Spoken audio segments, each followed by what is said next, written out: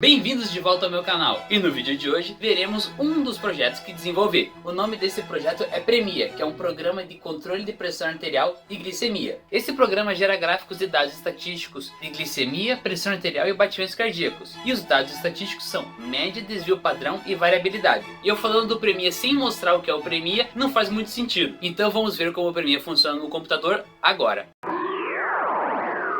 Feita a apresentação das ideias do projeto, vamos dar uma olhada em seu layout. O layout eu tentei deixar da forma mais simples e intuitiva possível, onde nós temos o campo de inserir o CPF, que servirá como nome para o banco de dados e sendo uma das chaves para a criptografia. Temos também o botão para criar o banco de dados, alimentar o banco de dados e acessar o banco de dados para que sejam gerados gráficos. E vamos agora criar um documento e alimentar com alguns dados. Para isso eu vou informar um CPF aleatório aqui.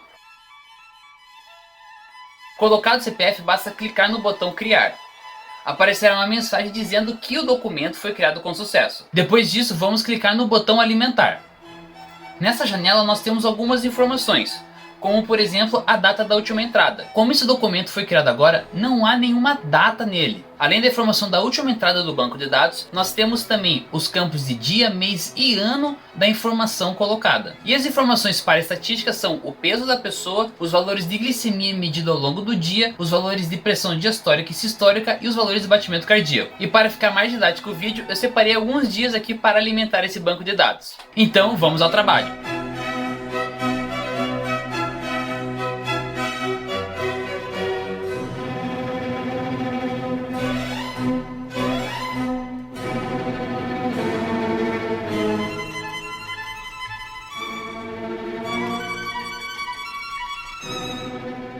Pronto, foi colocado o último dado. É um processo demorado porque são muitos dados para colocar. Clicando no botão salvar, o programa faz todas as contas estatísticas e salva no banco de dados. Feito isso, nós podemos ter acesso aos gráficos agora. Para ter acesso aos gráficos, basta informar o CPF e clicar no botão acessar. Clicando nesse botão, abrirá uma janela. E nessa janela nós temos algumas informações importantes. O primeiro campo indica a primeira data de entrada do banco de dados, ou seja, é a primeira data informada do banco de dados. E no campo última entrada é a última data informada no banco de dados. E os campos data inicial e data final servem para informar o intervalo de datas para gerar os gráficos. No nosso caso nós temos somente 5 dias, então o intervalo será do dia 1º de setembro de 2022 até o 5 do mesmo mês. Feito isso, basta clicar no botão liberar que os gráficos serão liberados para análise. E os gráficos possuem alguns dados estatísticos, como média, desvio padrão e variabilidade. Para acessar determinado gráfico, basta clicar no botão da classe que você quer, por exemplo, a média glicêmica. Fazendo moto, legal, né? No caso, veremos a média glicêmica.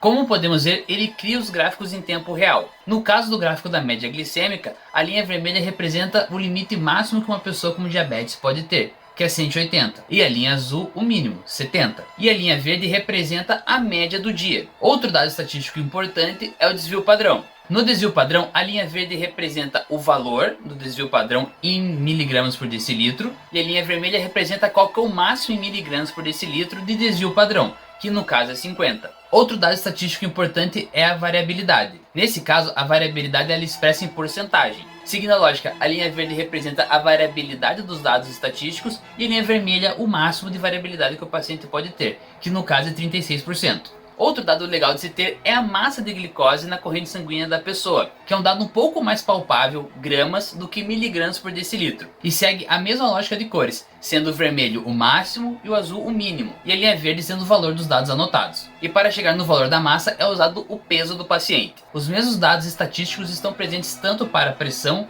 e para o batimento cardíaco. No caso da pressão, a linha vermelha representa a pressão sistólica e a linha azul a pressão diastólica. E para o batimento cardíaco, há somente uma linha que é vermelha, mas também com os dados estatísticos de média, desvio padrão e variabilidade.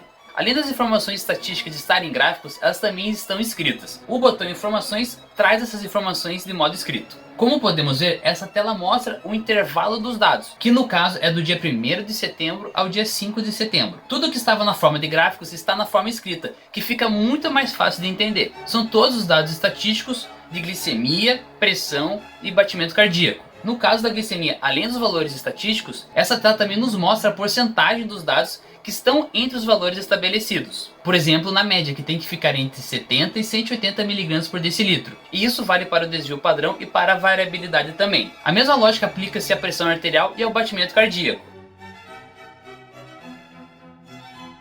como podemos ver nessa tela. Basicamente, o PREMI é isso, um programa para o controle de glicemia, pressão e batimento cardíaco, para saber se um tratamento está fazendo efeito ou não. Eu vou ficando por aqui, espero que tenham gostado e nos vemos no próximo vídeo. Até mais!